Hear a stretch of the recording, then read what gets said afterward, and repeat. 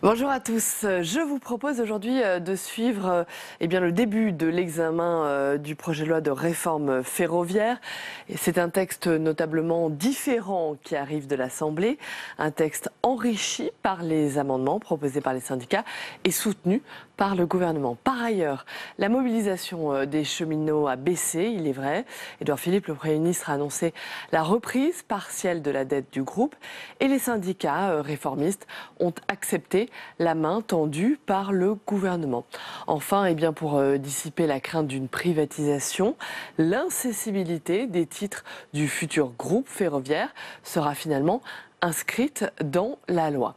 Voilà, je vous propose donc de suivre tout de suite le début de l'examen de ce texte, avec notamment le rejet d'une question préalable, qui avait été présentée par le groupe communiste. La parole est à Madame Éliane Assassi pour un rappel au règlement. Merci Monsieur le Président, Madame la Ministre, mes chers collègues. Mon intervention se fonde sur l'article 36 de notre règlement. Le projet de loi relatif au nouveau pacte ferroviaire qui organise, le mot n'est pas trop fort, la liquidation de la SNCF comme grande entreprise publique nationale n'est pas un simple projet de réforme économique et sociale, c'est un projet porteur d'un choix de société. Le choix d'une société où l'argent et ses nouveaux préceptes, la rentabilité, la productivité, prennent le pas sur les idées mêmes du service public et de l'intérêt général. Ce projet de loi livre au dogme de la concurrence le service public ferroviaire en brisant, de fait, le principe de la desserte de tous nos territoires, villes, villages, campagnes et montagnes. Cette dangerosité de votre projet de loi, Madame la Ministre, vous avez tenté de le dissimuler, de le masquer, vous avez tenté de rendre les cheminots coupables de tous les maux, alors qu'aujourd'hui, chacun reconnaît qu'ils ne sont en rien responsables des difficultés de l'entreprise, mais que bien au contraire, ils les ont subies. Vous avez donc truffé votre texte de recours aux ordonnances pour éviter le débat parlementaire. Vous avez dégainé un amendement de dernière minute en séance publique à l'Assemblée nationale pour transformer la SNCF en société anonyme et permettre une privatisation future, alors qu'il s'agit d'un point clé, sinon le point clé de la loi. Monsieur le Président du Sénat, jugez-vous acceptable que l'avenir de notre service public ferroviaire, pour une large part, soit régi par ordonnance? Monsieur le Président du Sénat, doit-on accepter l'absence d'études d'impact sur de nombreux aspects du texte? Le Parlement avance ainsi à l'aveuglette et à marche forcée, ce qui est bien en conformité avec les projets constitutionnels présentés par le président Macron et son gouvernement. Nous appelons donc le Sénat, Monsieur le Président, à la raison parlementaire en forçant le gouvernement à respecter le Parlement. Nous appelons le Sénat à réfléchir à deux fois avant de poursuivre la déstructuration, après Gaz de France, après France Télécom ou La Poste, de cette grande entreprise publique qu'est la SNCF.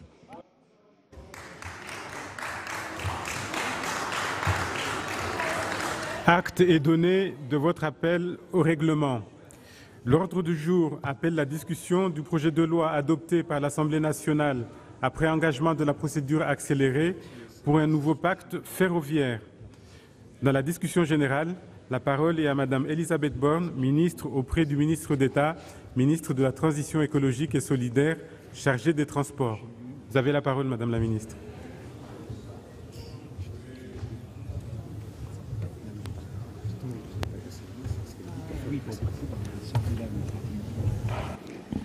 Monsieur le Président, Monsieur le rapporteur, Mesdames et Messieurs les sénateurs, nos concitoyens et nos territoires ont besoin de mobilité. C'est un besoin vital. C'est la première des réponses que nous avons collectivement le devoir d'apporter à celles et ceux qui se sentent encore assignés à résidence, à ces villes et villages, ces quartiers qui vivent l'isolement comme une relégation.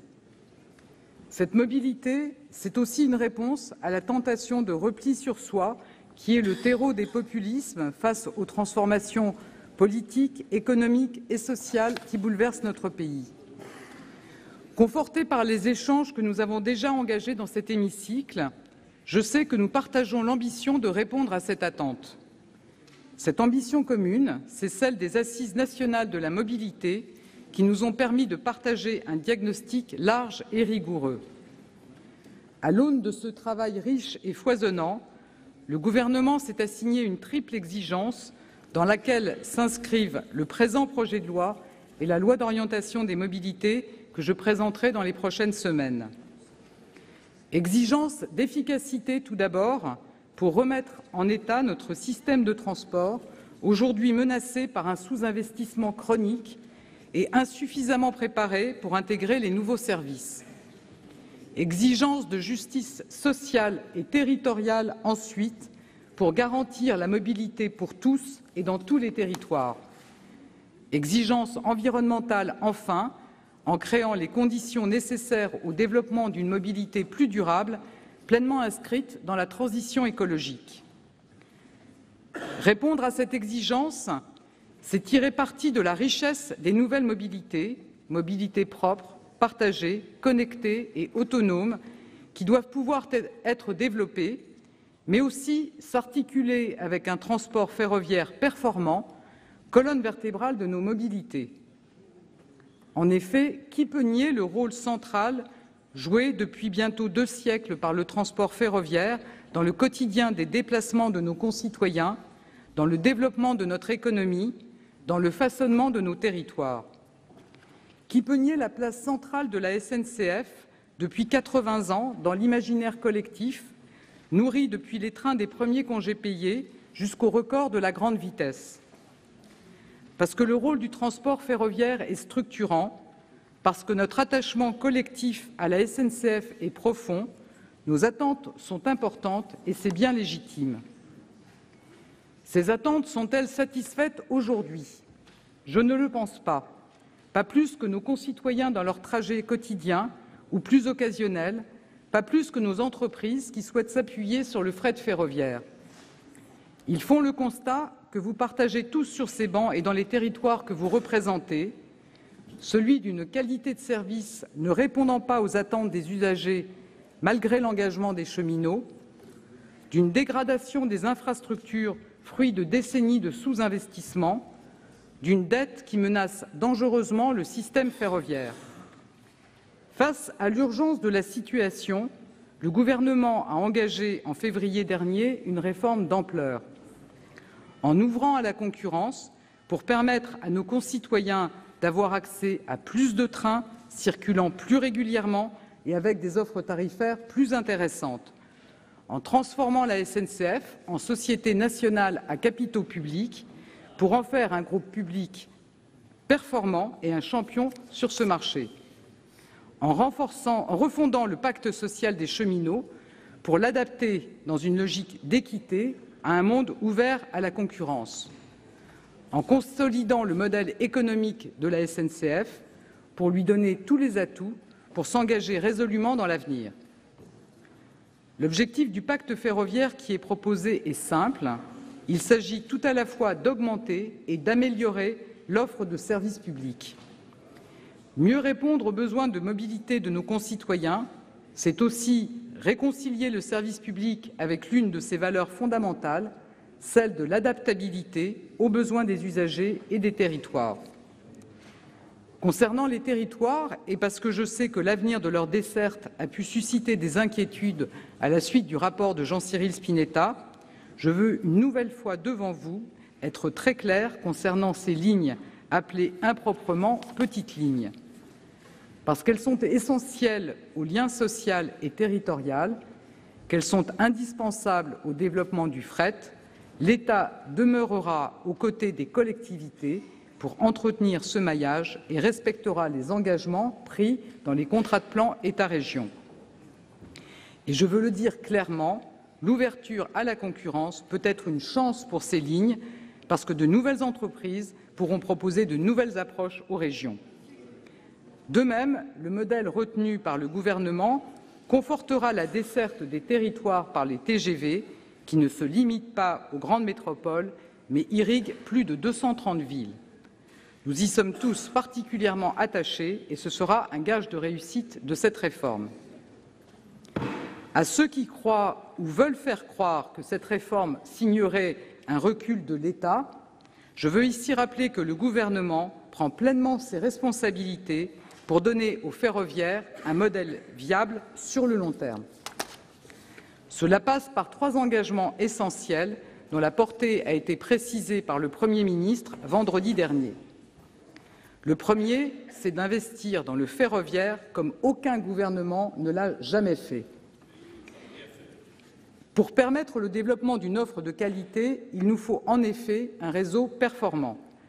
L'effort déjà consenti est sans précédent, car ce sont près de 36 milliards d'euros que l'État s'est engagé à investir dans les 10 prochaines années sur le réseau existant. Sans précédent, mais pas encore à la hauteur des besoins. Aussi, nous irons plus loin. Dès 2022, nous investirons chaque année 200 millions d'euros supplémentaires.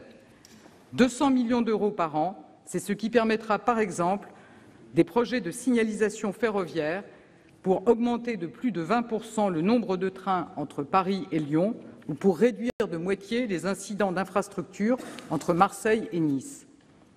Ces investissements sans précédent, ce sont bien des améliorations concrètes du quotidien afin que nos concitoyens bénéficient d'un réseau plus sûr et d'un service plus fiable, afin que les cheminots retrouvent la fierté d'un outil de travail à la hauteur de leurs compétences. Pour permettre le développement de l'offre ferroviaire, le gouvernement a également souhaité sortir du cercle vicieux de la hausse des péages qui limitait le nombre de trains et nourrissait ainsi un déficit et une dette qu'elle était censée résorber. Aussi, comme le Premier ministre l'a indiqué, et en accord avec l'autorité de régulation, l'ARAFER, nous limiterons la hausse des péages des TGV et du fret au niveau de l'inflation. Ce n'est pas une simple mesure technique, c'est un levier essentiel au développement de services pour les voyageurs et à la relance du fret ferroviaire, sur lequel pesaient des hausses de péages insupportables. Il fait partie d'une ambition bien plus large pour développer le fret ferroviaire que je présenterai prochainement. Je ne me satisfais pas d'une part modale du rail de 10% pour les marchandises, d'autant qu'un train de fret, c'est 50 camions en moins sur les routes. Enfin, et je pense que tous sur ces bancs, vous pourrez nous en faire le crédit, le gouvernement met un terme à des décennies de non-décision concernant la dette de la SNCF en reprenant 35 milliards d'euros durant le quinquennat, 25 milliards d'euros en 2020 et 10 milliards supplémentaires en 2022. Dès 2020, la SNCF pourra ainsi se financer comme toutes les entreprises et d'ici la fin du quinquennat, elle sera en mesure d'investir sans creuser sa dette. C'était un engagement fort du président de la République qui est au cœur de ce pacte ferroviaire. Parce que cet engagement est sans précédent, parce que cet effort demandé à nos concitoyens ne pourra pas être renouvelé, le gouvernement entend se prémunir et prémunir la SNCF de la reconstitution d'une telle dette. Aussi, je vous proposerai d'introduire dans le projet de loi une règle contraignante pour que SNCF Réseau ne puisse plus, à l'avenir, s'endetter sans que le gouvernement ne prenne des mesures de rétablissement. Par ailleurs, afin que le Parlement et, à travers vous, nos concitoyens, puissent mesurer l'effort consenti pour le rétablissement de l'équilibre du système ferroviaire, le gouvernement veillera à ce que la dette reprise soit mise en évidence dans les comptes de la Nation. Ce sont là des garanties nécessaires pour le maintien dans la durée d'un équilibre enfin retrouvé.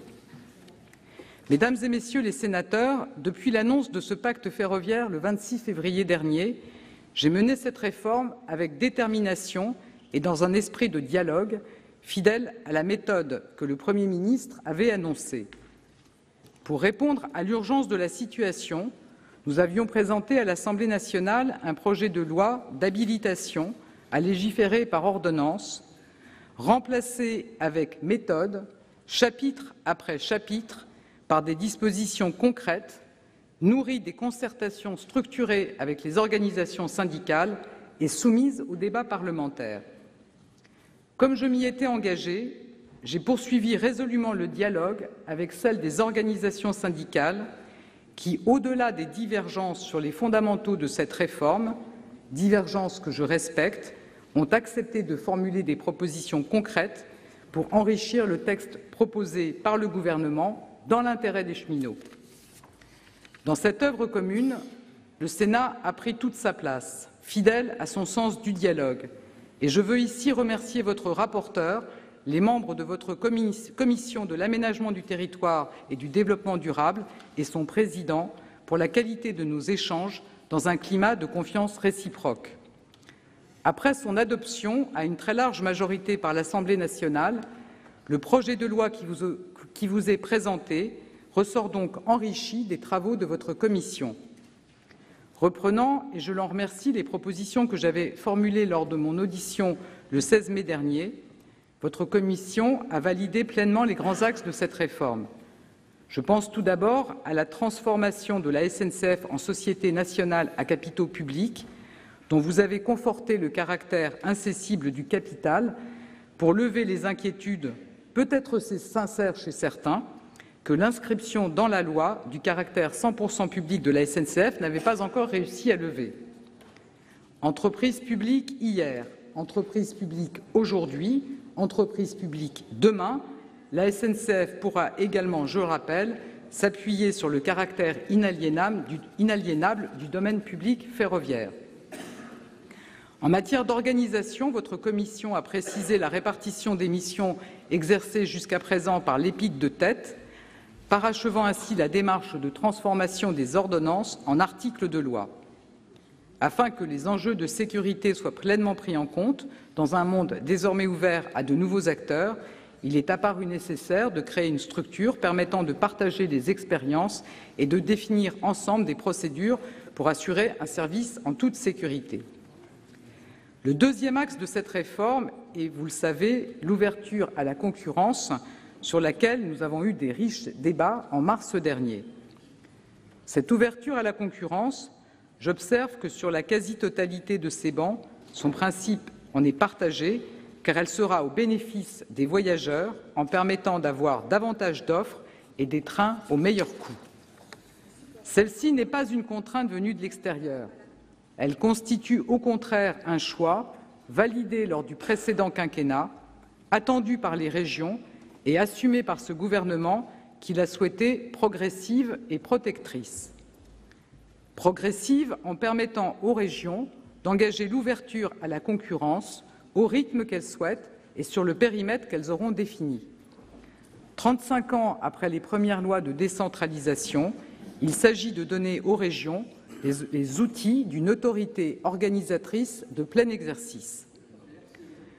Votre commission a utilement enrichi le texte voté par les députés en reprenant plusieurs mesures contenues dans la proposition de loi du président Maurey et de votre ancien collègue Louis Nègre, concernant notamment le transfert des matériels roulants et des ateliers, en confortant le rôle des autorités organisatrices dans la définition du périmètre des transferts. Cette ouverture à la concurrence, je l'ai souhaitée protectrice pour les salariés du secteur et pour les territoires. Pour les salariés, en assurant, en cas de transfert, l'essentiel des garanties de leur statut et en créant une portabilité des droits pour les cheminots. Partageant cette ambition et le souci d'enrichir le texte des concertations que j'ai menées et des échanges que vous avez vous-même eus avec les organisations syndicales, vous avez assorti le principe d'un transfert obligatoire nécessaire à la continuité du service public, d'assurance supplémentaire en termes de volontariat, de maintien de la rémunération et en ouvrant un droit d'option individuel pour les cheminots revenant à la SNCF. C'est un point auquel vous êtes, je le sais, monsieur le rapporteur, particulièrement attaché.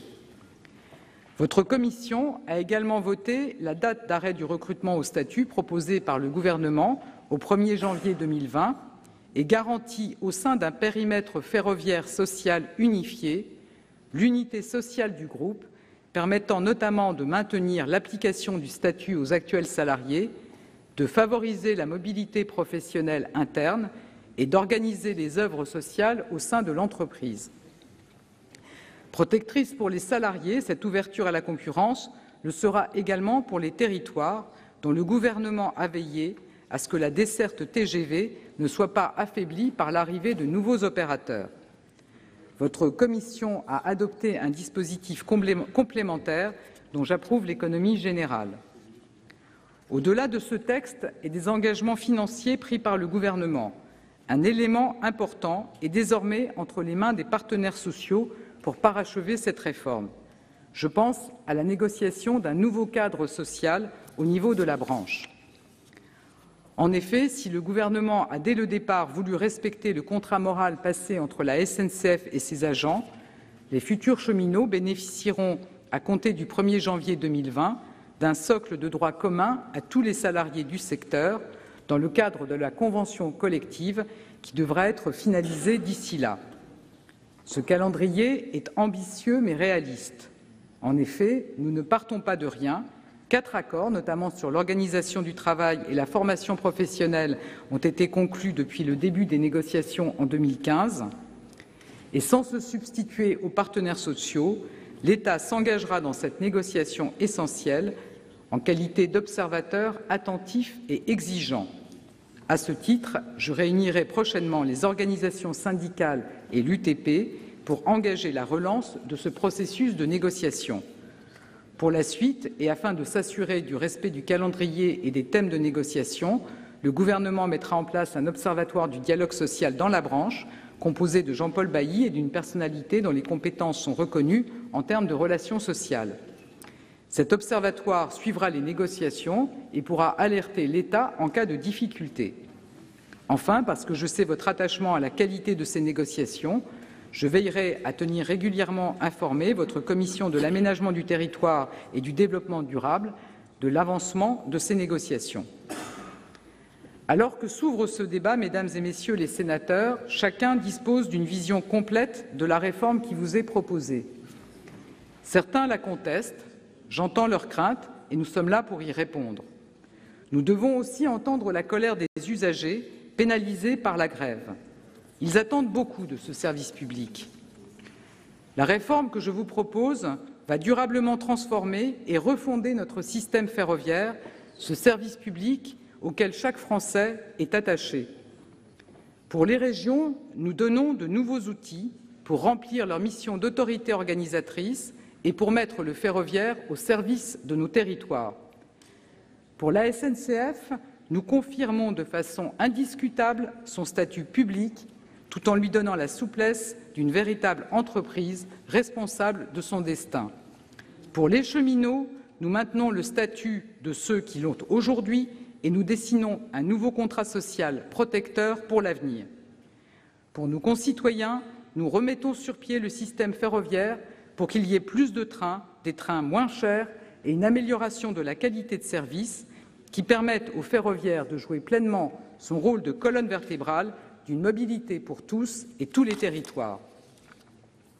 Vous le voyez, le texte qui vous est proposé est le résultat d'une ambition claire du gouvernement ferme sur les principes, d'une réelle négociation avec les partenaires sociaux ouverts au dialogue, d'un enrichissement apporté à chacune des étapes du débat parlementaire auquel votre commission a pris une part très active et je veux à nouveau, Monsieur le Président, Monsieur le rapporteur, vous en remercier. Nous sommes arrivés à un point d'équilibre qui sera, j'en suis certaine, conforté par les débats que nous engageons aujourd'hui. Je vous remercie. Merci, Madame la Ministre. À présent, dans la suite de la discussion générale, la parole est à Monsieur Gérard Cornu, le même, rapporteur de la Commission de l'aménagement du territoire et du développement durable, pour 10 minutes, Monsieur le rapporteur. Merci, Monsieur le Président, et permettez-moi aussi de saluer cette délégation de Thaïlande que j'essayerai de rejoindre à la suspension de séance. Madame la Ministre, mes chers collègues, nous le savons tous, une réforme en profondeur du système ferroviaire est indispensable. Si notre système ferroviaire constitue évidemment un motif de fierté, et je commencerai d'ailleurs par rendre hommage aux 150 000 cheminots qui s'engagent au quotidien pour le faire fonctionner, il faut reconnaître qu'il a atteint ses limites. Il nous faut impérativement mettre un terme à la dérive de la trajectoire financière du gestionnaire du réseau et réduire les coûts de production du groupe public ferroviaire.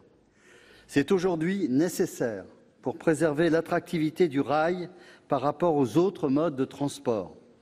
Ce sera encore davantage le cas demain lorsque le transport ferroviaire de voyageurs sera ouvert à la concurrence.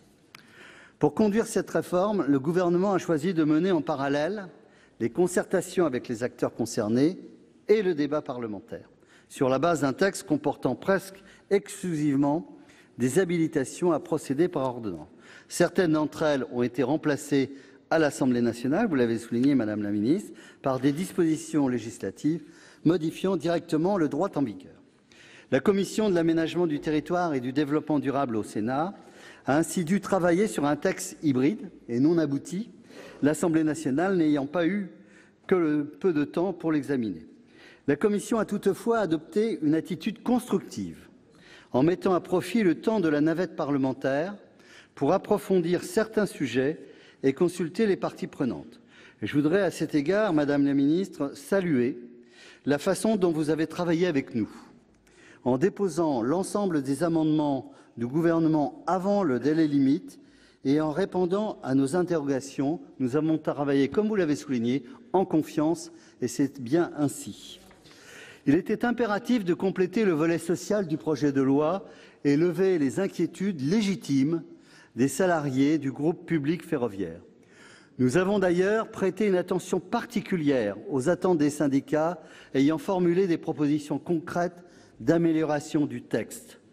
La Commission s'est également appuyée sur le travail remarquable effectué de la proposition de loi de notre président de commission, Hervé Maurey, et de notre ancien collègue, Louis Nègre, ici présent, que je salue, sur laquelle le Conseil d'État avait été saisi à la demande du président du Sénat, Gérard Larcher. Cette procédure avait permis au rapporteur de cette proposition de loi, Jean-François Longeot, d'en sécuriser plusieurs dispositions sur le plan juridique avant son adoption par le Sénat lors de sa séance du 29 mars 2018. Nous en avons réintroduit plusieurs dispositifs dans le projet de loi. La Commission a modifié le texte pour répondre à 4 objectifs.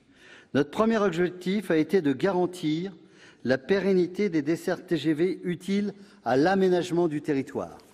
Le Sénat avait déjà donné l'alerte sur le risque d'écrémage des dessertes TGV à l'occasion du vote de la proposition de loi. Le gouvernement propose 2 dispositifs pour y répondre, mais nous ne sommes pas rassurés. Le premier consiste en une modulation des péages orientée vers l'aménagement du territoire. Mais, d'après les chiffres du gouvernement, une fois cette modulation mise en œuvre, une desserte TGV sur 6 resterait compromise. Et encore, nous n'avons pas la totalité des informations sur les modalités pratiques de sa mise en œuvre.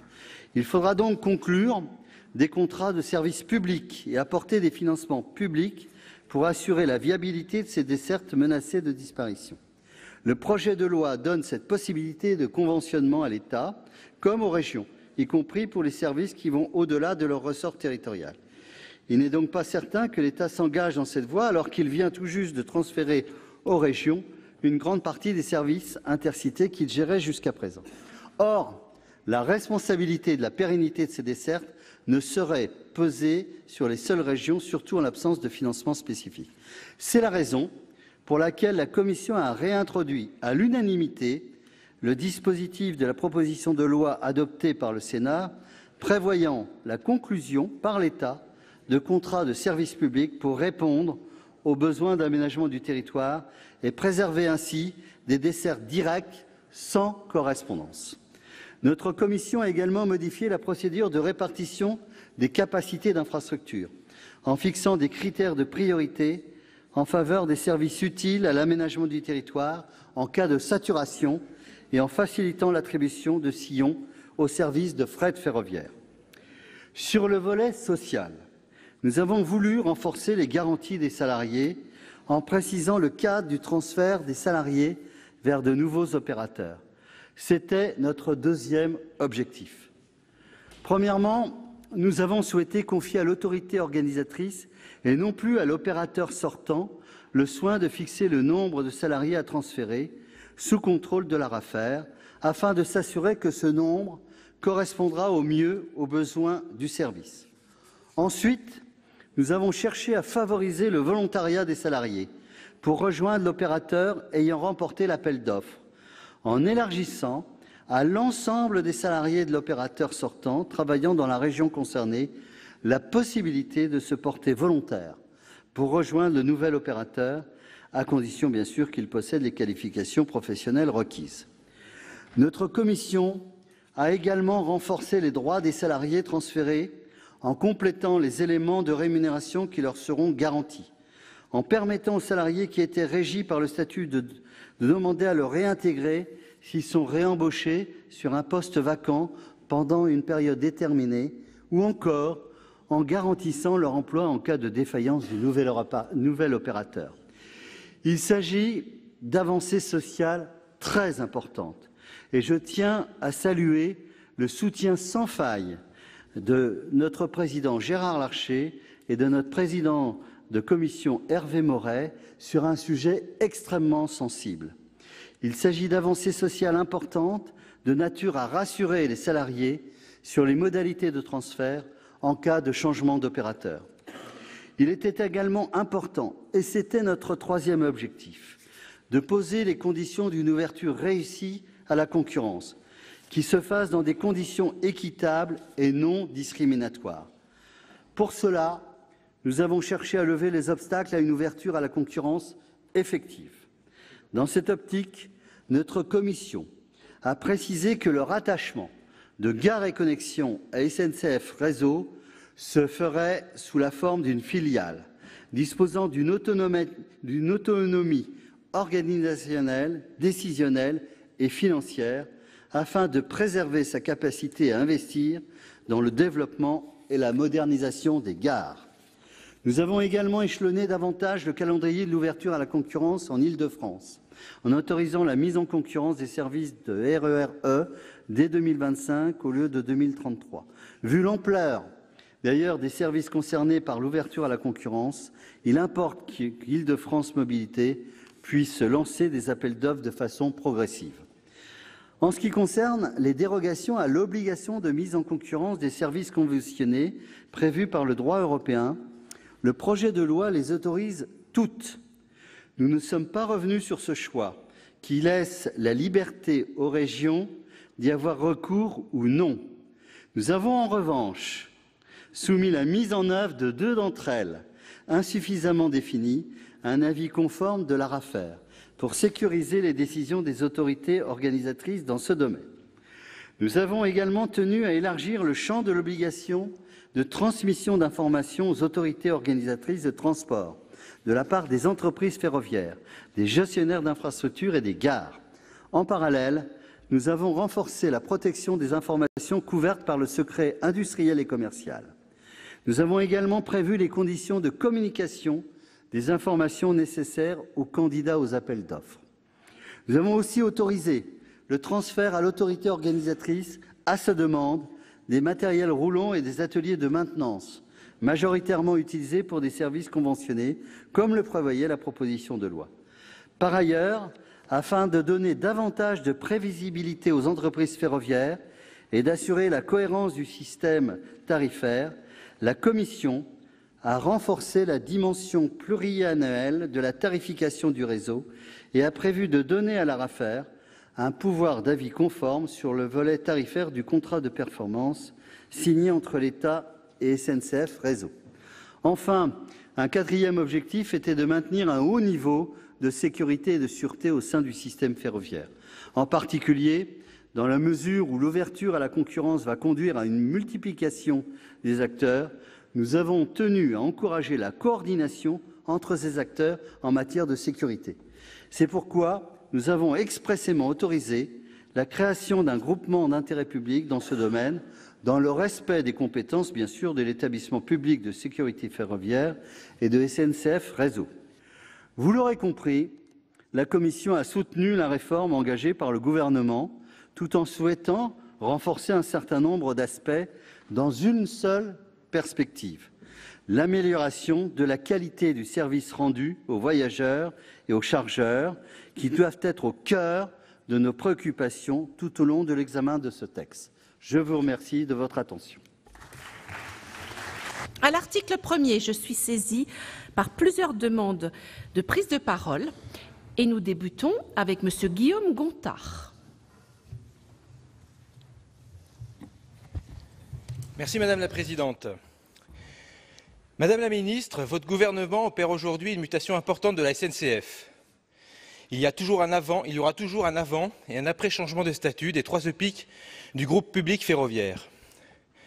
J'espère me tromper, mais je ne peux pas m'empêcher de me dire que vous, ou la prochaine majorité, pourra accéder à une privatisation en recourant à une augmentation du capital. Je me répète, mais l'argument de la dette, qui devrait être reprise par l'État, mais sans qu'aucune modalité de reprise ne soit évoquée, mis à part un « on va se débrouiller » peu rassurant, serait un alibi parfait pour détruire le service public ferroviaire et le privatiser. C'est d'ailleurs très exactement ce qui a été fait pour France Télécom, avec une transformation SA en 1996, l'ouverture du capital en 1997, la privatisation partielle en 2004 et la fin de la minorité de blocage de l'État en 2007. Une décennie, c'est tout ce qu'il a fallu pour passer d'un organe public à un organe privé, mettant fin à 115 ans de téléphonie publique. Et quand on voit les inégalités de couverture téléphonique entre les territoires et la qualité du service, l'argent public déboursé pour pallier au manquement du privé, il y a de quoi être nostalgique. Madame la Ministre, au vu du passif, vous comprendrez aisément que le blanc-seing que vous nous demandez est inacceptable à nos yeux. Merci. Merci. La parole est à Monsieur Fabien Gay.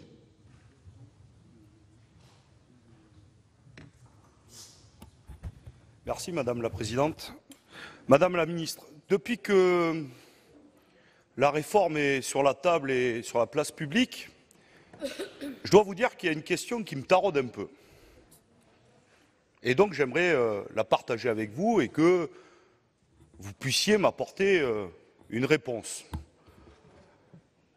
Je ne comprends pas pourquoi vous voulez transformer les 3 EPIC en sociétés anonymes. Les Français et les Françaises, les usagers, ne demandent pas ça. Ils demandent que leur train arrive à l'heure, qu'on investisse, qu'on ait une vision claire sur l'avenir, notamment sur la question écologique. Et donc, de fait, il faut investir dans le ferroviaire parce qu'on veut voir moins de camions. Mais, pour le coup, je ne comprends pas pourquoi vous voulez transformer ces 3 EPIC en SA. Alors, j'ai lu une interview. Vous avez dit parce que ça fonctionne mal et c'est trop cloisonné. Vous avez raison sur cette question-là. C'est vrai que ça a commencé le cloisonnement en 1996 avec la vente par produit, qui a été jusqu'en 2014 avec la précédente réforme et la transformation d'une EPIC en 3 EPIC qui a acté le cloisonnement. Et par exemple, on a le TER qui ne fonctionne que pour le TER et d'autres services ne travaillent pas avec d'autres. Mais pour le coup, vous pourriez revenir sur cela et dire nous faisons une autre EPIC et nous réfléchissons à autre chose. Donc je me dis, la société anonyme, il y a un autre but derrière. Personne ne veut affoler ici les cheminots. D'ailleurs, ils n'ont pas besoin des sénatrices et sénateurs communistes pour être affolés. On l'a vu lors du vote Action la semaine dernière, 95% de ceux qui ont voté sont contre cette réforme. Et M. Guillaume Gontard, mon collègue, a évoqué France Télécom, mais c'est vrai qu'on a d'autres précédents, parce qu'on a souvenir, GDF, là aussi, les titres étaient incessibles, ce qui est vrai. Mais qu'est-ce qu'on a fait? On n'a pas augmenté le capital, là.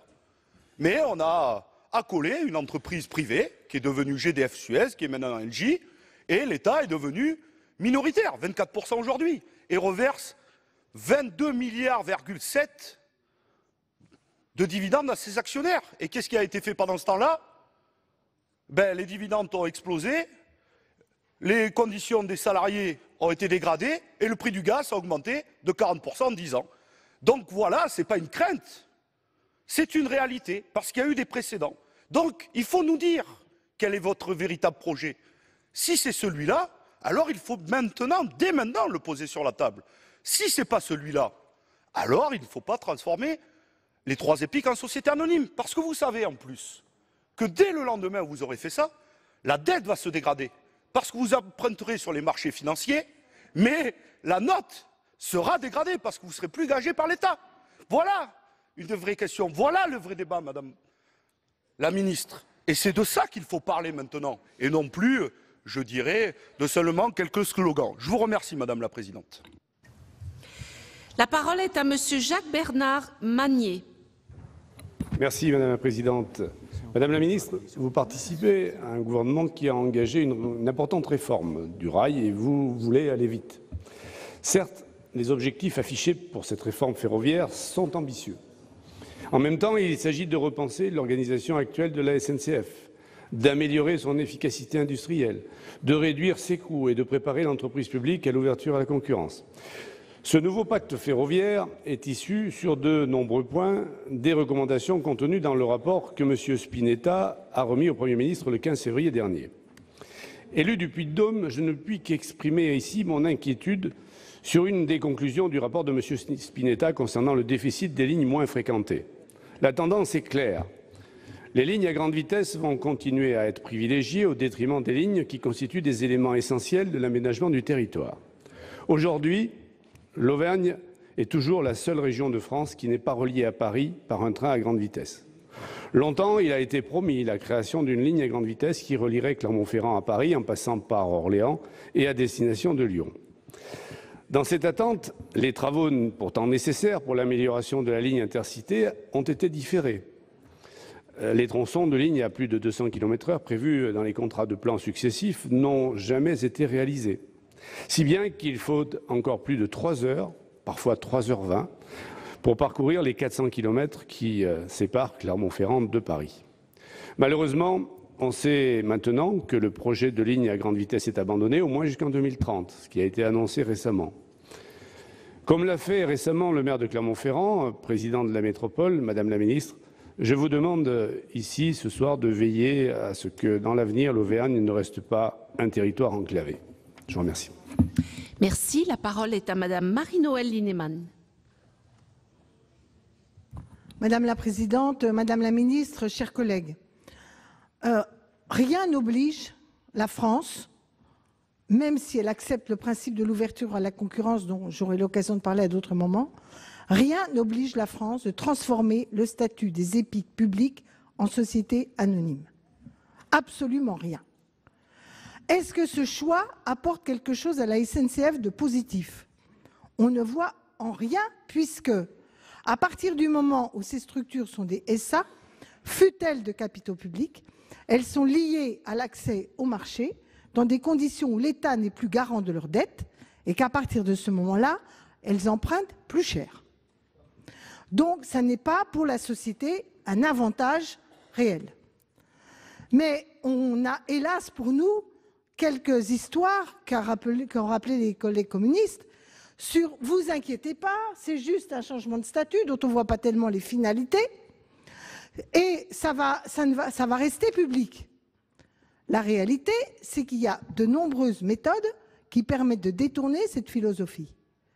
Soit, effectivement, filialiser, etc., soit à ouvrir le capital, et on va nous dire il n'y a pas assez d'argent public pour investir, donc on ouvre le capital. Ou bien alors on va nous expliquer qu'on va faire des fusions avec d'autres structures qui auront été plus ou moins préparées à cet effet. Et l'incessibilité des actions, pour intéressantes qu'elles peuvent être, n'est absolument pas une garantie dans la durée. Absolument pas. D'une part parce que la loi peut changer, d'autre part pour les mêmes raisons que j'explique, par des mécanismes divers, ils peuvent devenir minoritaires.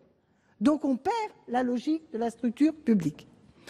La deuxième chose, c'est que ça a plutôt des inconvénients, puisque fort heureusement, le gouvernement annonce la reprise de dette, mais j'aimerais bien que ce soit décrit dans le texte, parce que puisque c'est un paquet, qu'au moins tout le paquet soit dedans.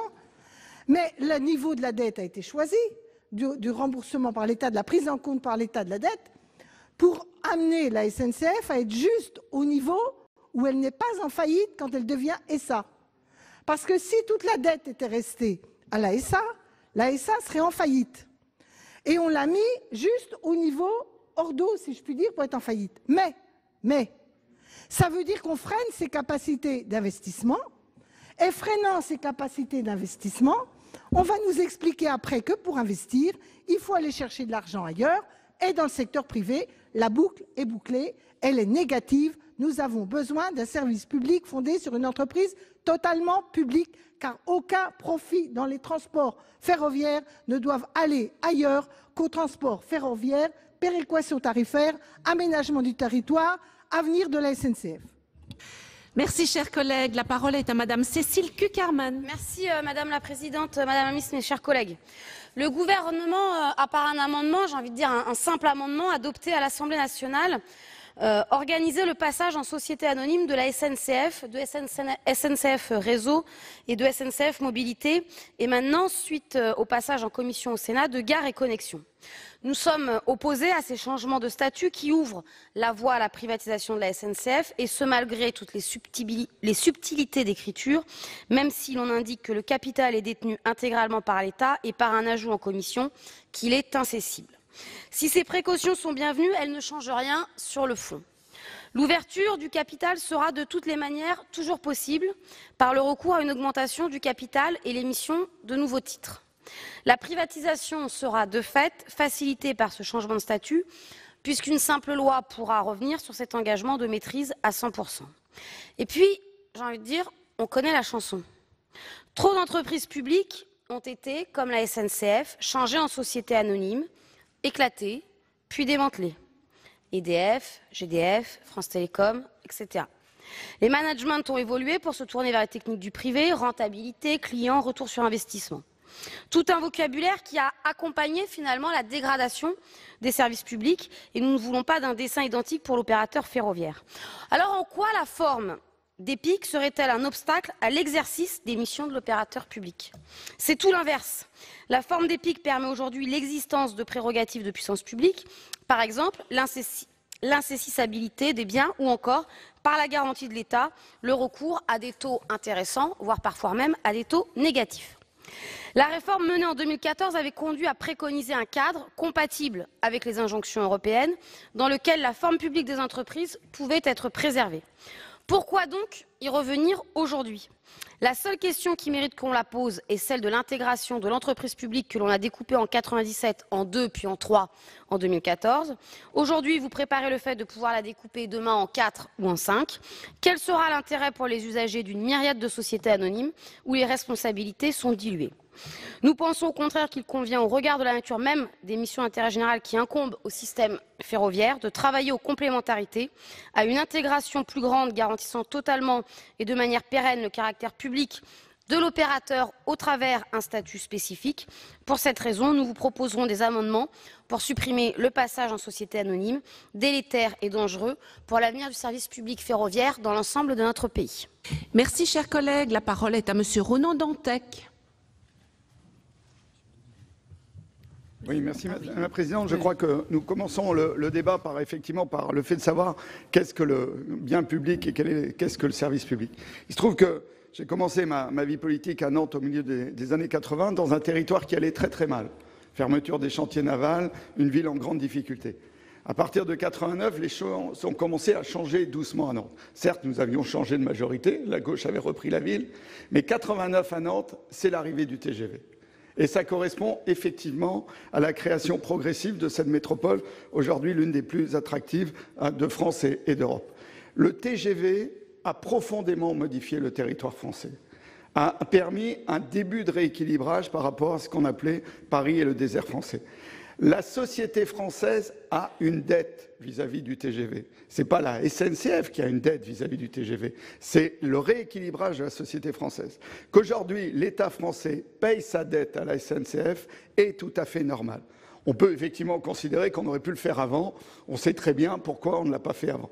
Qu'on le fasse aujourd'hui est une excellente chose et c'est un des points positifs des engagements pris, même s'il s'agit de déterminer maintenant dans quelles conditions. Mais nous sortons de ce temps de la métropole comme seul finalement rééquilibrage du territoire, même si on voit encore avec l'arrivée du TGV à Bordeaux à quel point ça modifie le territoire. Ce qui se joue maintenant, c'est les territoires autres. Et dans ces territoires autres, le train jouera probablement le même rôle de rééquilibrage. Donc si on se prive de la capacité d'aménagement du territoire qu'est la SNCF, aucune autoroute, aucun aéroport n'a eu autant d'impact sur le territoire que le train. Ce qu'on joue aujourd'hui dans ce débat, c'est de garder cette capacité d'équilibrage du territoire. Et ce qu'on veut, Madame la Ministre, c'est d'avoir les garanties que nous allons garder cet outil.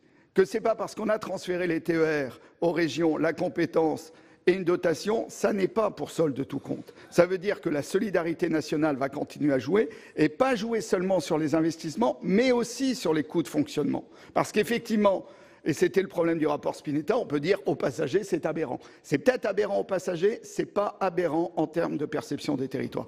Donc dans ce temps court, je ne peux pas développer plus, mais ce qu'on cherche à avoir ce soir et dans les jours qui viennent, c'est cet engagement de l'État que nous allons garder la SNCF et le rail comme un puissant aménageur du territoire français.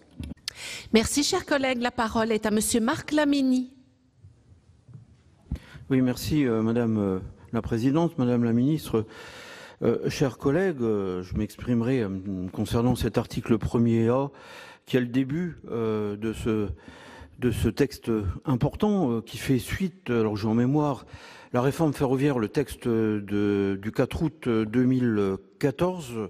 À l'époque, c'était un de nos anciens collègues qui était rapporteur, Michel Teston.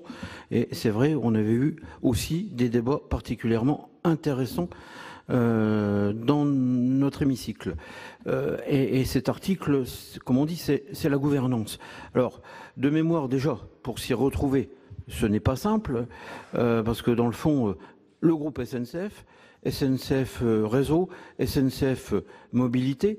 Après, moi je peux comprendre les interrogations et les craintes de beaucoup de membres du personnel de la SNCF pour lesquels, cela a été rappelé par les orateurs tout à l'heure dans la discussion générale, nous avons aussi beaucoup de respect. De l'autre côté, ces inquiétudes sont aussi légitimes parce que quand on parle d'un statut d'établissement public, le groupe SNCF et ses établissements publics pour transformer en SA, société anonyme. Bon, alors après capitaux publics, qu'est-ce que ça veut dire? Donc il y a quand même ce problème de gouvernance qui émet réellement des inquiétudes. Alors de l'autre côté, rattaché proposition de la Commission, et je salue le travail du rapporteur et l'ensemble de ses collègues au niveau de la Commission, parce que quand on lit le rapport qui est très épais, très dense, il y a énormément d'éléments d'information qui nous éclairent, et là on peut parler aussi de transparence et de communication. Donc, mais il y a quand même, réellement, même moi à titre personnel, j'ai quand même des inquiétudes, même si on défend toutes et tous le ferroviaire, il y a quand même des inquiétudes. Rattacher Gare et Connexions à SNCF Réseau, c'est sûr, ça peut être aussi cohérent. Les bâtiments, bon, c'est aussi important, mais le problème, il faut aussi les faire vivre. Et malheureusement, il y a de moins en moins de personnel dans les gares, ce qu'on peut aussi regretter. Alors après, les capitaux publics, il faut vraiment avoir des garanties. Madame la ministre, vous êtes engagée, mais là-dessus, il faut qu'on garde notamment cette notion de confiance pour rassurer. Je vous remercie. Merci, chers collègues. La parole est à Monsieur Yves Daudigny. Merci Madame la Présidente, Madame la Ministre, mes chers collègues. La répétition est un des piliers de la pédagogie. L'article 1A prévoit passage en société anonyme à capitaux publics de SNCF, SNCF Mobilité, SNCF Réseau. Il remet donc en cause un équilibre négocié par les syndicats, entériné par la loi portant réforme du ferroviaire du 4 août 2014. Loi qui a fait de l'État stratège un acteur central, a constitué un groupe public ferroviaire indissociable et solidaire. L'argument consistant à expliquer que l'État doit se protéger de lui-même en limitant sa capacité à imposer des choix politiques coûteux à la SNCF est de peu de portée. De même pour un argument qui prônerait une plus forte intégration du groupe, il ne vaut pas davantage. Que vous puissiez affirmer le contraire, Madame la Ministre, vous n'empêcherez pas le fait de penser que la nature juridique d'une société anonyme en fait un outil au service éventuel d'une volonté vers la libéralisation de services publics ferroviaires français, bien au-delà des exigences européennes. La création par la loi de 2014 d'un groupe ferroviaire unifié, composé de 3 EPIC, traduisait, elle, a compris, à la fois juridique et social, en accord aussi avec les règles européennes. Oui, le statut de SA est la forme juridique la mieux adaptée pour une entrée en bourse, ouvre la possibilité d'une privatisation. GDF ou France Télécom en constituent des illustrations. Et comment ne pas imaginer demain un argumentaire sur la base de l'impossibilité de rechercher de nouveaux financements auprès du contribuable, conduisant à le demander ce financement ou ces financements à la bourse. L'incessibilité des parts ne résistera pas. Un passage d'EPIC en SA entraînera par ailleurs une dégradation de la part des agences de notation. La société anonyme est solidaire de ses dépenses excessives à concurrence des capitaux propres de la société. Sans garantie de l'État, la nouvelle société n'aura pas les mêmes capacités d'endettement. Les emprunts seront plus difficiles à lever et plus coûteux. La transformation en 2004 d'EDF en SA, par ailleurs, n'a pas empêché la dette de la nouvelle SA de déraper. Il n'a pas empêché donc la nouvelle SA de déraper. À tout le moins, pour conclure, Madame la Ministre, quel intérêt à la transformation en société anonyme de SNCF Réseau qui, par nature, ne peut être qu'en situation de monopole? L'exemple du Royaume-Uni qui a renationalisé pour des exigences de qualité et des exigences de sécurité devrait nous inspirer au moment de proposer donc ce passage en société anonyme. Je vous remercie. Merci, chers collègues. Madame la Ministre. Merci Madame la Présidente. J'entends qu'on peut vouloir parler d'une autre réforme que celle qu'on est en train de mener. Je pense qu'il faudra prendre le temps de parler aussi de la réforme que le gouvernement a proposée. Une autre réforme de privatisation, de démantèlement, une autre réforme de désengagement de l'État. Ce n'est pas cette réforme-là qui est proposée par le gouvernement. Alors vous posez la question, pourquoi la transformation des EPIC en SA? Parce que c'est la condition pour constituer un groupe unifié auquel je pense que les cheminots sont attachés. Est-ce qu'aujourd'hui, les Français ne savent même pas qu'il y a 3 dirigeants à la SNCF? Les Français ne savent même pas qu'il y a 3 structures à la SNCF. Et est-ce qu'on a une unité industrielle aujourd'hui à la SNCF? Est-ce qu'on a une unité économique aujourd'hui à la SNCF? Donc l'objectif poursuivi par le gouvernement, c'est d'avoir un groupe réellement unifié avec une unité économique, sociale et industrielle. Et alors j'ai envie de vous demander, qu'est-ce qui pose problème dans le statut de société anonyme? Je vous rappelle que c'est le statut que la SNCF a eu de 1937 à 1982. Et est-ce que la transformation en EPIC a conduit à une avancée pour le transport? Est-ce que la transformation en EPIC a conduit à une avancée pour le transport ferroviaire depuis 1982? Mais regardez les chiffres, regardez les courbes. C'est précisément à partir de ce moment-là que la dette de la SNCF a commencé, à augmenter. Et la SNCF aurait eu un autre statut. Personne n'aurait pu se permettre de laisser filer ainsi la dette de la SNCF. J'ajoute que c'est exactement à ce moment-là également qu'on a commencé à abandonner le réseau classique, le réseau sur lequel circule l'essentiel de nos concitoyens pour leur transport de la vie quotidienne. Donc est-ce que ça a été une réussite, la transformation en EPIC? Je ne le pense pas. Alors on nous parle d'augmentation de capital. Moi je vous invite à relire la loi. La loi qui a été votée à l'Assemblée nationale, elle parle de titres intégralement détenus. Je voudrais qu'on m'explique comment on peut tout à la fois procéder à une augmentation de capital par quelqu'un qui ne serait pas l'État et dire que l'État détient intégralement les titres. Je pose la question.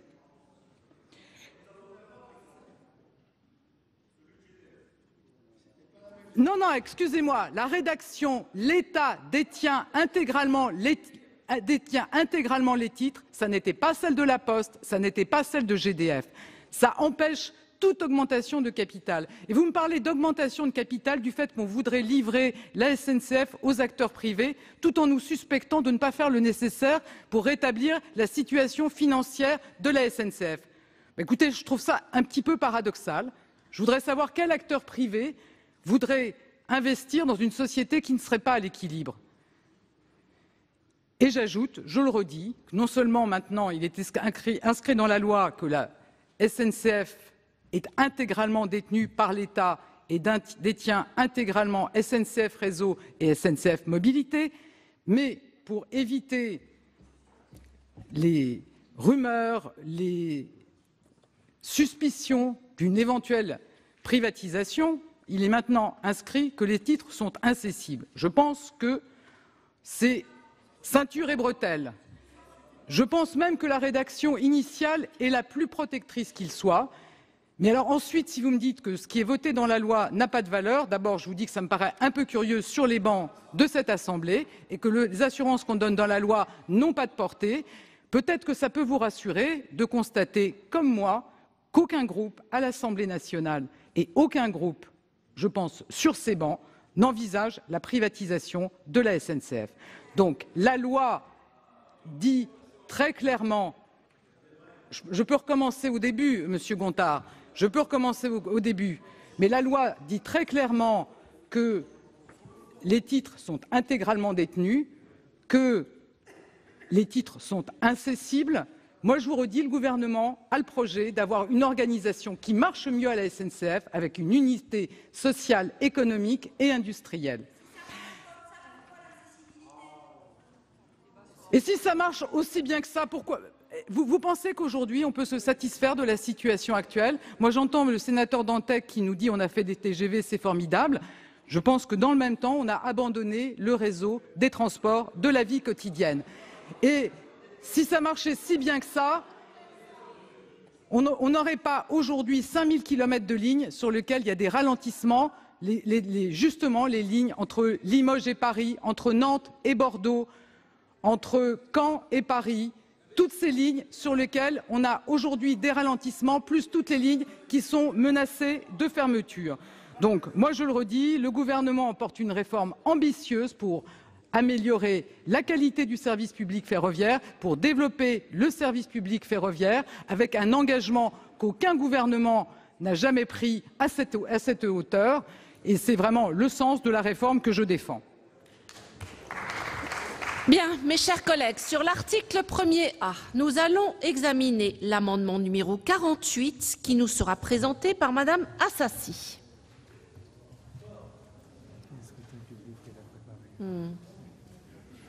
Merci Madame la Présidente.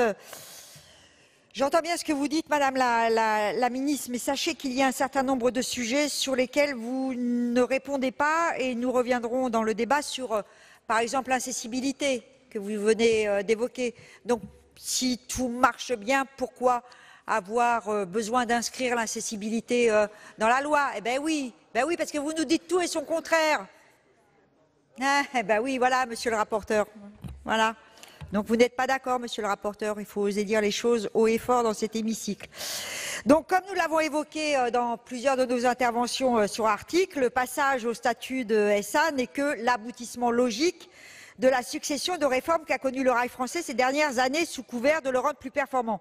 Privatisation du fret, mise en concurrence du trafic voyageur, découpe de la SNCF en une myriade de filiales de droit privé qui souvent se concurrencent entre elles, recours à des personnels sous-payés qui subissent les mêmes entorses au droit du travail que les salariés de Veolia Cargo ou d'Eurocargo Rail, filiale de la DB. Malgré vos dénégations, donc, le scénario est assez clair et la rédaction de cet article 1er ne manque pas de sel. Ainsi, outre le passage au statut de SA, vous renforcez sous couvert d'unification la filialisation du groupe SNCF. Filialisation qui transformera in fine la SNCF en coquille vide. Tous les actifs seront transférés vers les filiales. Dès lors, la règle de l'incessibilité du capital de la SNCF n'est qu'un leurre. De même, vous nous énoncez à l'article 1er A que la création de la filiale par la SNCF ne portera pas atteinte à l'application du statut et des accords et conventions collectives. Pourtant, la SNCF compte environ plus de 1000 filiales qui lui ont permis de supprimer plus de 30 000 emplois sous statut depuis 2002. Plus d'un quart de ces suppressions d'emplois ont concerné la gestion de la maintenance des infrastructures ferroviaires, soit l'équivalent de 30 usines Molex et de 8 usines Continental, ont calculé les syndicats et tous les syndicats. Et que dire des 3000 emplois cheminots menacés par la filialisation annoncée de Fret SNCF. Donc cet article prépare la privatisation de la SNCF et vous comprendrez bien les raisons pour lesquelles nous demandons sa suppression. Monsieur le rapporteur, quel est l'avis de la commission ? J'ai envie de dire qu'il y a pire sourd que celui qui ne veut pas entendre. Aux déclarations qui viennent de se succéder, manifestement, il y a un désaccord complet. Moi, je l'assume.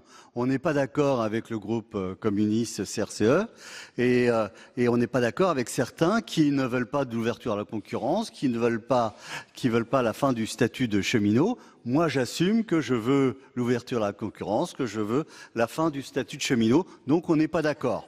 Non, mais attendez, Madame Assassi, on se parle au Sénat, on s'écoute, je vous ai jamais interrompu, j'ai jamais interrompu les orateurs, je crois que le Sénat mérite un débat digne, on n'est pas d'accord, mais on se respecte, comme vous l'avez toujours fait dans la commission. Je pense qu'il faut que vous gardiez cette attitude qui était digne dans la commission, dans l'hémicycle. Je crois que c'est le respect de l'ensemble des sénateurs et je crois que c'est comme ça qu'on arrivera à un bon débat. Alors, ceci étant, je vais vous répondre plus amplement sur cet amendement pour faciliter les choses et vous répondre très brièvement sur l'ensemble des amendements parce que celui-là, c'est le précurseur d'une grande batterie d'amendements qui demandent la suppression des articles. Mais vous êtes tout à fait dans votre logique. Je respecte les positions de chacun, je respecte vos positions, ce ne sont pas les miennes. Donc, je donnerai à chaque fois sur les suppressions des articles un avis défavorable. Donc voilà ce que je voulais dire en préambule. Ceci étant, sur le problème de l'incessibilité, accordez-moi le fait que, en tant que rapporteur, je n'ai pas porté cet amendement parce que je pensais que le texte de la commission le texte de l'Assemblée suffisait et surtout que ce qui était important, c'est que il y avait l'intégralité du capital détenu par l'État. Moi, je vous l'ai dit très clairement, j'ai dit qu'on avait mis les bretelles, et d'ailleurs, quand M. Marchand a présenté l'incessibilité, j'ai cru comprendre que tout le monde était d'accord pour voter l'incessibilité parce que c'était les ceintures. Donc, bretelles et ceintures. Mais je pensais que ça suffisait, que le texte de l'Assemblée suffisait. Donc, accordez-moi le fait que je n'étais pas forcément favorable. Je l'ai fait parce qu'il était important de rassurer tout le monde, parce que cette petite musique de privatisation que personne ne veut, je le dis très clairement, nous voulons un groupe entièrement détenu par l'État. La SNCF est un très grand groupe. On ne souhaite pas du tout la privatisation, mais pas du tout. Et donc, si ça pouvait rassurer au niveau de l'incessibilité, eh bien, j'ai accepté, en tant que rapporteur, qu'on mette l'incessibilité. Alors maintenant, c'est un peu désolant en nous disant que finalement l'incessibilité ne sert plus à rien. Mais j'ai envie de vous dire, si elle ne sert plus à rien, moi je suis d'accord qu'on fasse 5 minutes de commission et puis qu'on retire l'incessibilité. Si vous considérez que ça ne sert à rien, moi je suis d'accord avec vous pour la retirer. Maintenant, si vous considérez que ça sert à quelque chose, non mais madame Assassi, je m'excuse. Non mais attendez. On se respecte au Sénat. Mais attendez, m'interrompez pas tout le temps. Je vous dis que si vous n'êtes pas d'accord, si vous considérez que ça ne sert à rien, je suis d'accord avec vous et on peut la retirer. Si vous considérez que c'est important de la laisser, on la laissera. Mais n'accusez pas à chaque fois les gens de vouloir privatiser. Personne ici, dans cet hémicycle, veut privatiser la SNCF. Donc, j'ai pris mon temps pour expliquer l'avis du rapporteur. Ça sera bien sûr un avis défavorable, mais accordez-moi que toutes les suppressions d'articles, maintenant, je dirais simplement avis défavorable. J'ai souhaité vous laisser le temps, monsieur le rapporteur, de l'ensemble de ces explications. Madame la ministre, l'avis du gouvernement sur cet amendement. Merci Madame la Présidente. Moi je voudrais aussi dire qu'on pourrait nous faire crédit quand on veut quelque chose, de le dire clairement. Le gouvernement veut l'ouverture à la concurrence, nous l'avons dit. Le gouvernement voulait changer l'organisation et les statuts de la SNCF, je pense qu'il l'a dit clairement. Le gouvernement voulait arrêter la voulez arrêter le recrutement au statut. Je pense qu'il l'a dit clairement. Mais manifestement, ça ne suffit pas pour empêcher les procès d'intention.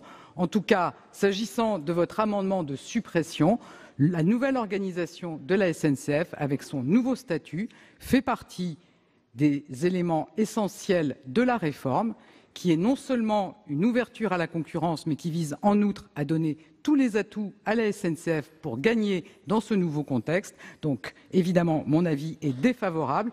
Je voudrais ajouter une précision, Madame Assassi, quand vous nous dites on va en plus envoyer les actifs dans les filiales. Je voudrais quand même rappeler un principe qui est que on est sur du domaine public ferroviaire et qu'il y a un principe de niveau constitutionnel qui est que le domaine public appartient à une personne publique.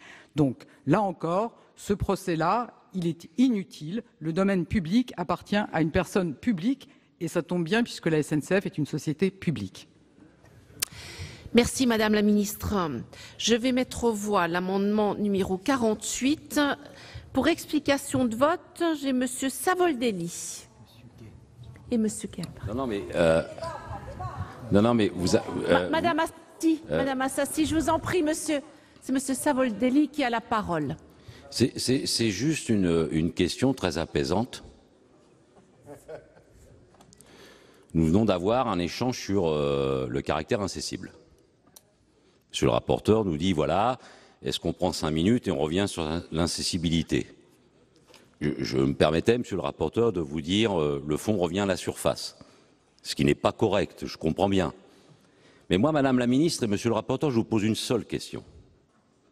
Est-ce que vous pouvez nous dire ici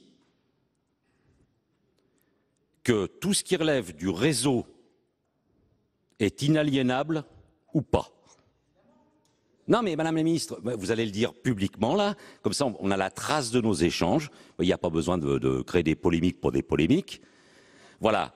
On vient d'avoir un débat sur l'incessibilité. Je vous demande de nous répondre sur la partie réseau. Est-ce qu'il y aura inaliénabilité du patrimoine du réseau, de la partie réseau ferroviaire? Si vous me dites oui, tout le monde l'aura entendu ici, et on en prendra acte devant l'histoire. Madame la Ministre, vous souhaitez répondre de suite? Écoutez, Madame la Présidente, devant l'histoire et devant cette Assemblée, je peux vous confirmer que le réseau ferré national, c'est du domaine public ferroviaire. En tant que domaine public, c'est incessible, inaliénable et ça le restera. Pour explication de vote, la parole est à Monsieur Gay.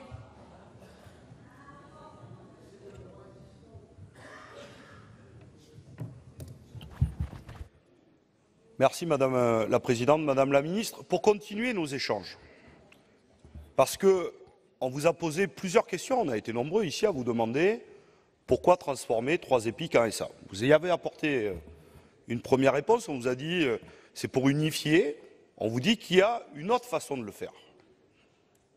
On pourrait avoir un EPIC, vous pourriez réunifier en un EPIC, mais vous faites un autre choix. Et donc là on vous dit il y a potentiellement des risques de privatisation. Personne ne souhaite affoler, mais on se les redit, on a donné chacun et chacune des exemples ici, de services publics qui ont vécu la concurrence, puis ensuite la privatisation. Et donc on souhaite éviter ça. Alors, moi je n'ai pas fait de grands cours d'économie, mais il y a au moins 3 façons de le faire.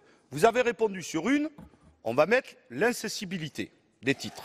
Bon, parce que comme ça permettra de ne pas vendre les titres, comme vous allez faire par exemple avec la Française des Jeux ou Aéroport de Paris. Là, vous allez privatiser en vendant des titres. Bon, c'est Bruno Le Maire qui l'a dit il y a quelques semaines, il a dit, d'ailleurs, ce n'est pas fini. Bon, donc on aura le débat sur ces autres. La deuxième chose, c'est sur l'augmentation de capital. Bon, donc là, on vous propose une question, l'inaliénabilité, qui peut résoudre en partie. La troisième chose, Madame la Ministre, vous me permettez, je vous ai donné cet exemple-là, et là, vous n'avez pas répondu. On peut avoir l'incessibilité et l'inaliénabilité, ce qu'était GDF. Mais je le redis devant tout le monde. GDF, incessible, 100%. Et à un moment donné, On a fait arriver une entreprise privée, Suez, on l'a collée, et ça a donné Engie, et ça prouve qu'on n'a jamais vendu un titre, il n'y a pas eu d'augmentation de capital, tout ça, mais aujourd'hui, c'est une entreprise privée, l'État n'est plus qu'actionnaire à 24%. Une entreprise qui, en 10 ans, a versé 22,7 milliards de dividendes à ses actionnaires parce que le privé est là pour servir non pas les intérêts et les besoins humains, mais les intérêts privés. Et je le redis, dégradation du service, dégradation pour les salariés et explosion des prix, 40% en 10 ans. Donc nous voulons éviter ça. Sur cet exemple-là, vous ne répondez pas. Donc on a débat. La parole est à Monsieur Émorine. Merci Madame pour la explication Présidente. de vote. Madame la Ministre, mes chers collègues, pour vous rappeler un peu d'histoire, Monsieur Gay, nous sommes là pour débattre et si nous avons des avis différents, c'est pour ça que nous sommes en mesure de débattre. Vous évoquiez tout de suite, et je trouvais que j'étais président de commission, quand il y a eu la fusion GDF-Suez. Nous avons réalisé la fusion, mais à ce moment-là, c'était bien une privatisation, puisque l'État était encore représenté dans le cas d'une golden share à 36%, mais ça donnait un droit de veto à l'État. Si vous voyez l'évolution de GDF-Suez, je ne partage pas votre analyse. Aujourd'hui, Engie est une entreprise qui réalise des travaux non seulement en France, mais à l'étranger.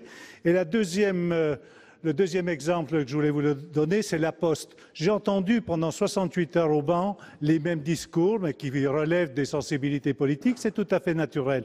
À la Poste, on nous a parlé d'une privatisation. La Poste, nous avons abouti aussi à faire une SA avec 100% de capitaux d'État. Ce qui a fait évoluer tout simplement, c'est que la Caisse des dépôts et consignations est entrée à 25%. Si la Caisse des dépôts et consignations est privée, pour l'instant, je pense que c'est encore une caisse de l'État, tout en sachant qu'à ce moment-là, l'État, à travers la Caisse des dépôts et l'État, refinançait la Poste à hauteur de 2,7 milliards pour justement adapter la Poste aux services actuels et à la concurrence à laquelle elle était confrontée. Donc aujourd'hui, sur la loi que nous sommes en train d'examiner, ce n'est pas une loi de privatisation, Madame la Ministre se tue de vous le dire, c'est une transformation en SA. La SNCF est bien sûr notre raison, mais je peux vous dire que j'étais administrateur pendant 3 ans. Ce qui intéresse la SNCF, c'est de conquérir des marchés à l'étranger aussi. Vous l'avez évoqué vous-même, il y a 920 filiales à la SNCF. Bon, le droit n'est pas le statut des cheminots et ces filiales évoluent. Je peux vous dire quand même que la SNCF est le premier transporteur routier. Alors je crois qu'on peut avoir des philosophies différentes, mais aujourd'hui, la loi qui nous est présentée est vraiment une loi qui s'adapte au contexte européen et au contexte du XXIe siècle. Je voterai bien sûr contre votre amendement. Merci. Madame la Ministre, vous souhaitez répondre de suite? Parce que j'ai encore plusieurs demandes d'explication de vote.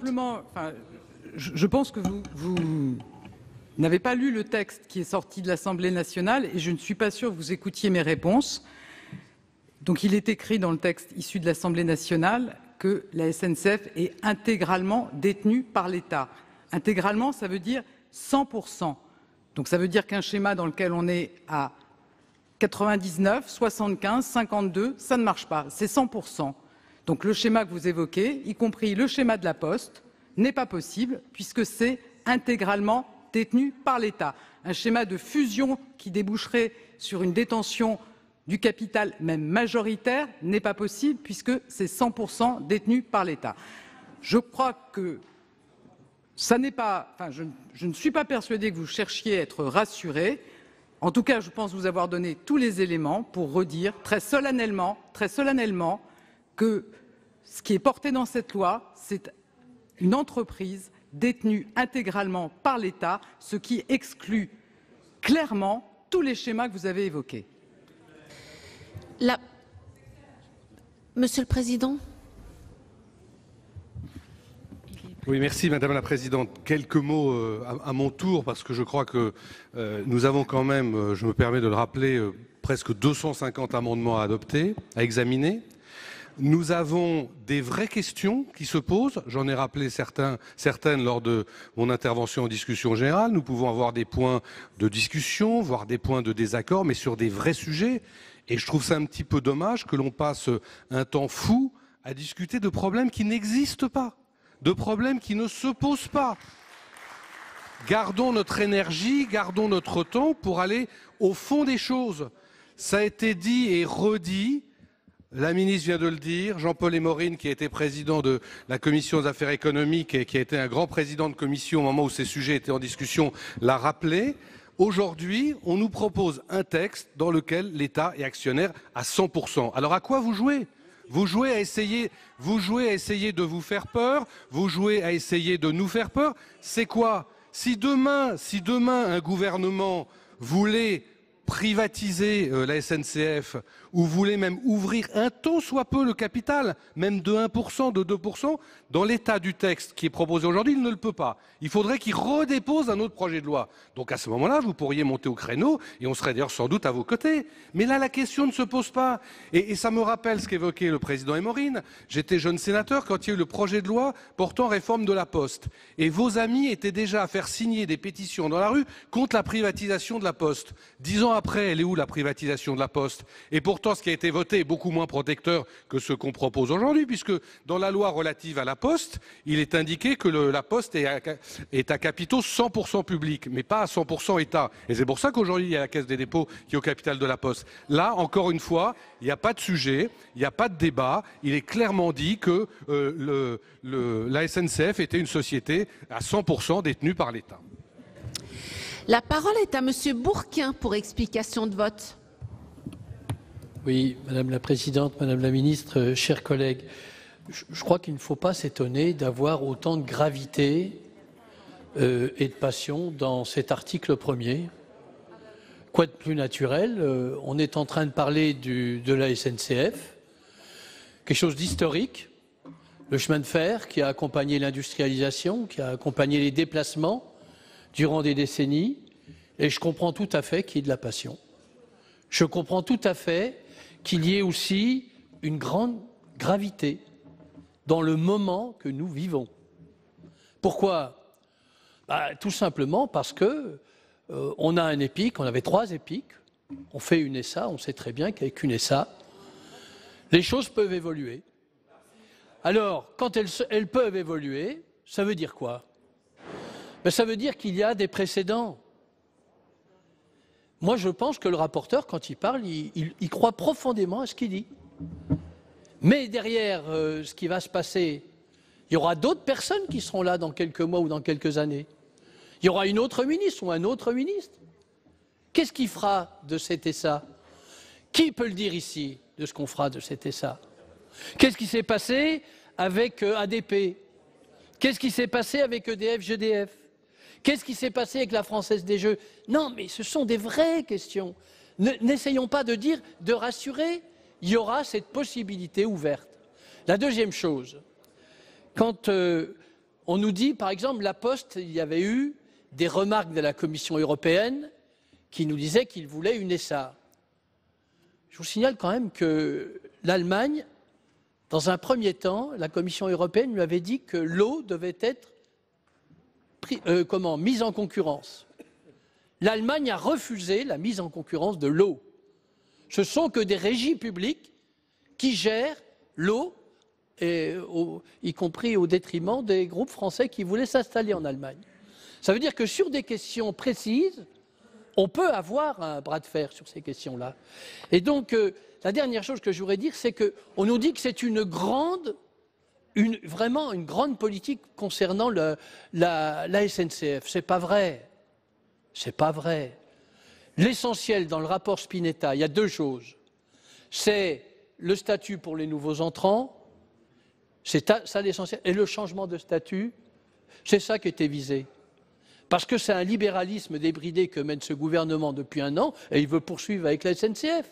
Et la grève a coûté très cher, et on ne veut pas céder, comme on a fait surtout, et ce n'est pas une grande politique. La vraie grande politique, c'est un basculement de la route vers le rail, tant au niveau du fret qu'au niveau des voyageurs.